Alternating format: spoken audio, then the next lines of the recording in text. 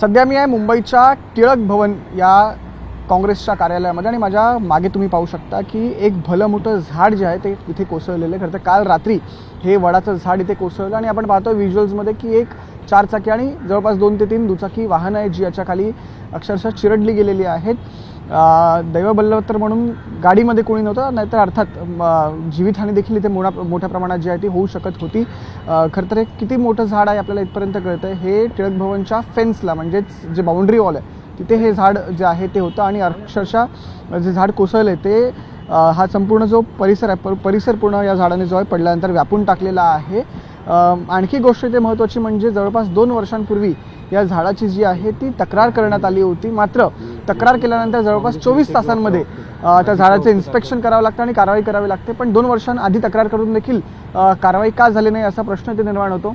ज्यांनी तक्रार केली आपण त्यांच्याशी बातचीत करू। सर, नेमकी कधी तक्रार केली होती, काय तक्रार केली होती झाडासंदर्भात? साहेब बघा, आम्ही 2 वर्ष अगोदर पण पत्र दिलेलं ट्री डिपार्टमेंटला जी साऊथला की आमच्याकडे असे आतमध्ये असे झाडे आहेत ते धोकादायक आहे।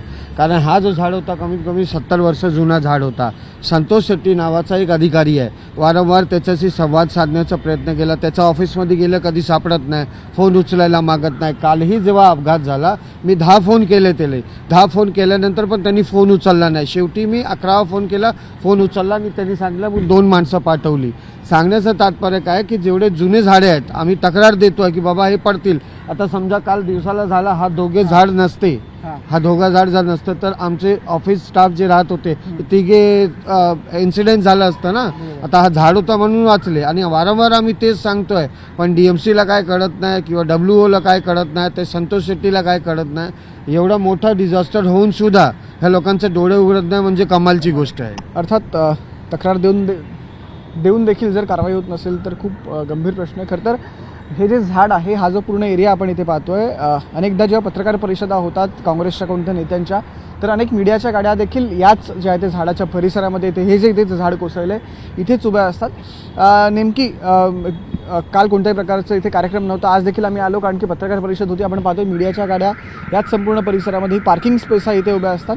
जर कोणती पत्रकार परिषद असती, नेत्यांच्या गाड्या असत्या, पत्रकारांच्या इथे गाड्या असत्या, न्यूज चॅनल्सच्या गाड्या असत्या, तर खूप मोठ्या प्रमाणात इथे हानी झाली असती। पण अर्थात रात्रीची वेळ होती म्हणून या प्रकारचं नुकसान जे आहे ते झालं नाही आहे, जीवितहानी झालेली नाही आहे। पण अर्थात कोणत्याही गोष्टीची पॉसिबिलिटी आपण नाकारू शकत नाही।